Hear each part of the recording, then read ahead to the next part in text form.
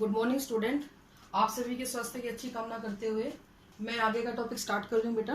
Today we will discuss about the thyroid and parathyroid gland. इसके अलावा हम adrenal की बात भी करेंगे। तो सबसे पहले हम बात करते हैं थायराइड ग्लैंड की। सबसे इंपॉर्टेंट चीज इसमें सबसे बड़ी बात क्या है बेटा? It is the largest endocrine gland. देखो एक चीज ध्यान रखना आप लोग बेटा, एक हमने पढ़ी थी लार्जेस्ट ग्लैंड, दूसरी हमने पढ़ी थी लार्जेस्ट एंडोक्राइन ग्लैंड। तो लार्जेस्ट ग्लैंड का मतलब है लिवर और लार्जेस्ट एंडोक्राइन ग्लैंड का मतलब है थायराइड ग्लैंड। ठीक है। It is mainly present in the neck region. ये कहाँ पे होती है? आपके गर्दन के पास होती है। It is bilobed and H shaped. दो लोब होती हैं और एच शेप्ड होते हैं। तो मैंने यहाँ पे बनाया हुआ है, ये आपके नेक रीजन का डायग्राम है। यहाँ पे ये जो ये वाला और ये वाला पोर्शन है ये जुड़ा होता है और इसके इस बीच वाले पोर्शन को हम बोलते हैं इस्थमस।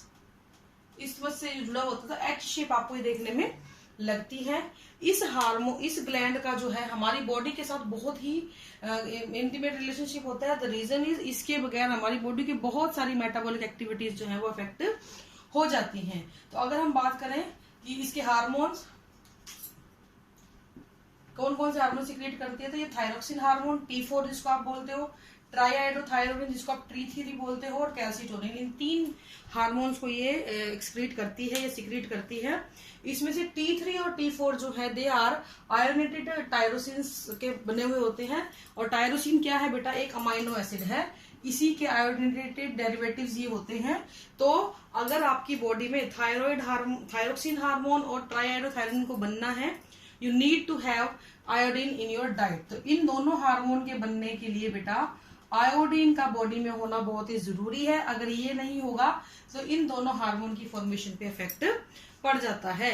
नेक्स्ट हार्मोन होता है बेटा कैल्सीटोनिन। कैल्सीटोनिन वर्ड जो है कैल्शियम के लिए आया है, तो ये कैल्शियम के लेवल को कंट्रोल करने में हेल्प करेगा। इसके बाद हम आगे करेंगे।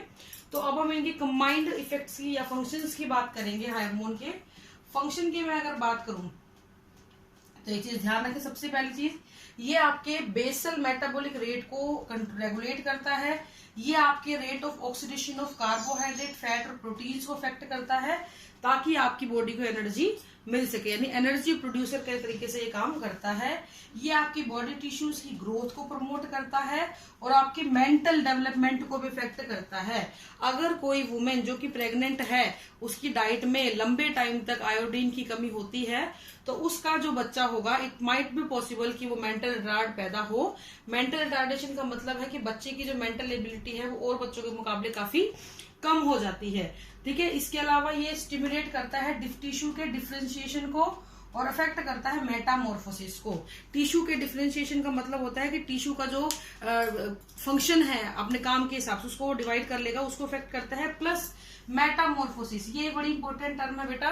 मेटामॉर्फोसिस का मतलब होता है किसी भी ऑर्गेनिज्म की डेवलपमेंटल चेंजेस, जब उसने अपनी मॉर्फोलॉजी एंटायरली चेंज कर ली।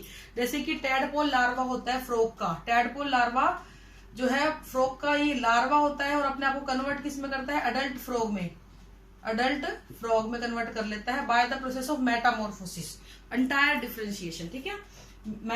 मॉर्फोलॉजी में ही चीज आते हैं। It control the working of kidney, ये आपकी किडनी के फंक्शंस को भी कंट्रोल करता है। तो इस तरीके से हमारे बेसिक एक्टिविटीज को कंट्रोल करता है। खाना पचाने से लेके BMR वगैरह सब चीजों को ये कंट्रोल करता है। अगर हम बात करते हैं कैल्सीटोनिन की, तो कैल्सीटोनिन जो होता है ये क्या करेगा बेटा? ये बहुत इंपॉर्टेंट है। ये आपके बॉडी के कैल्शियम और फास्फोरस के लेवल को कंट्रोल करता है। तो कैल्शियम और फास्फोरस के लेवल के ब्लड को रेगुलेट करने का काम कौन करेगा बेटा? कैल्सीटोनिन करते हैं। तो मैं दोबारा से रिवाइज करती हूँ। थायराइड लार्जेस्ट ग्लैंड है, नेक रीजन में मिलती है, एच शेप्ड होती है, कोई बटरफ्लाई शेप भी बोल देते हैं इसको। यहाँ पे आप एक चीज नोटिस करना, ये एच शेप के ऊपर मैंने ये 4 डॉट बनाए हुए हैं, ये क्या है बेटा? These are parathyroid gland. ये क्या है बेटा? पैराथायरॉइड ग्लैंड है। ठीक है। इसके अगला हम बात करेंगे now some disorder related to the thyroid gland. Exophthalmic goitre या ग्रेव्स डिजीज इसको बोलते हैं। इसमें हाइपर सिक्रेशन होता है थायरोक्सिन का, और जो थायरॉइड ग्लैंड होती है वो काफी बड़े बड़े यहाँ पे फूल जाती है, स्वेलअप हो जाती है, इनको फिर निकलवाना ही पड़ता है। इसकी वजह से वीकनेस आनी शुरू हो जाएगी। जरूरत से ज्यादा हार्मोन होगा, जरूरत से ज्यादा मेटाबॉलिक एक्टिविटी बढ़ेगी, मेटाबॉलिक रेट बढ़ जाएगा। जितना खाओगे बॉडी पे लगेगा ही नहीं, सारा का सारा हाथों हाथ ऑक्सीडाइज होता चला जाएगा। क्विक कंजप्शन ऑफ फूड, बहुत जल्दी फूड कंज्यूम होगा लेकिन स्टोर करने को कुछ बचेगा नहीं, तो बहुत ही पतला आदमी होना शुरू हो जाएगा। फिर आती है एक और डिजीज क्रेटिनिज्म, हाइपर सिक्रीशन। देखो दो टर्म्स आती है, हाइपर और हाइपो। हाइपर सिक्रीशन जब सिक्रीशन ज्यादा हो रहा हो, हाइपो सिक्रीशन जब सिक्रीशन जरूरत से कम हो रहा हो। तो क्रेटिनिज्म में हाइपर सिक्रीशन होता है हार्मोन का, किसमें, इन्फेंट में, ये इंपॉर्टेंट चीज है, इन्फेंट छोटे बच्चों के अंदर, ठीक है। देन मिक्सोडर्मा, इसमें हार्मोन डिक्रीज हो जाते हैं। इसके अलावा आपने बहुत बार ऐड सुनी होगी, आयोडीन की कमी से किसी को भी घेंगा हो सकता है, तो ये वही गोइटर है, इसको आयोडीन डेफिशिएंसी गोइटर बोलते हैं। हिली एरिया जो है, पहाड़ी इलाकों में ये बहुत ज्यादा देखा गया है, उस एरिया में पानी में आयोडीन की कमी होती है। डाइट में भी अगर आयोडीन की कमी हो जाए तो फीमेल के जो बच्चे होंगे वो मेंटल रिटार्ड पैदा होंगे, या जो बॉडी है खुद की फीमेल की या मेल की जो भी है, उनकी डाइट में अगर आयोडीन की कमी है तो उनकी थायराइड ग्लैंड एनलार्ज, तो मोटी सी गर्दन हो जाती है। This is called iodine deficiency goitre. Next हम बेटा बात करते हैं पैराथायरॉयड ग्लैंड की। पैराथायरॉयड ग्लैंड जो होती है बेटा, ये कोई बहुत लंबी चौड़ी ग्लैंड नहीं है, छोटी छोटी 4 ओवल शेप्ड स्ट्रक्चर होती हैं विच present over the surface of the thyroid gland. Thyroid gland के जस्ट ऊपर ही पाई जाती हैं।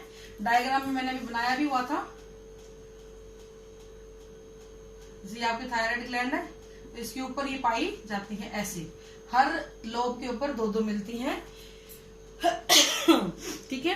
तो ये कौन सी साइड पे होती है, posterior part of thyroid gland, ठीक है। तो ये पूरी थायरॉयड ग्लैंड है, उसके ऊपर ये जो डॉटेड स्ट्रक्चर है, these are the parathyroid gland, okay. Parathyroid gland होती है। इसके अलावा अगर हम इसके हार्मोन की बात करें, इट सिक्रीट पैराथार्मोन और पीटीएच इसको लिख देते हैं, या फिर इसको लिख देते हैं बेटा कॉलिप्स हार्मोन। क्या बोल देते हैं, कॉलिप्स हार्मोन भी इसको हम बोल देते हैं।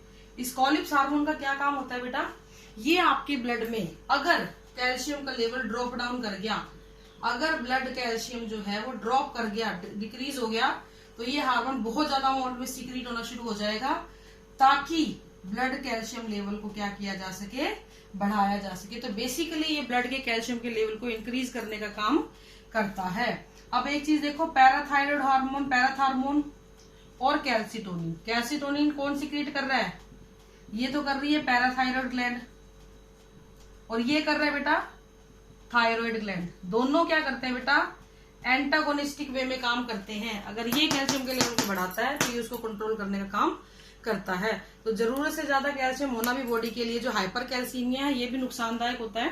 तो इसीलिए जो है इन दोनों ग्लैंड्स को हम लोग अलग अलग एंटागोनिस्टिक वे में इनके फंक्शंस को हम देखते हैं, ठीक है। अब हम नेक्स्ट बात करेंगे एड्रिनल ग्लैंड की। This is all for this time.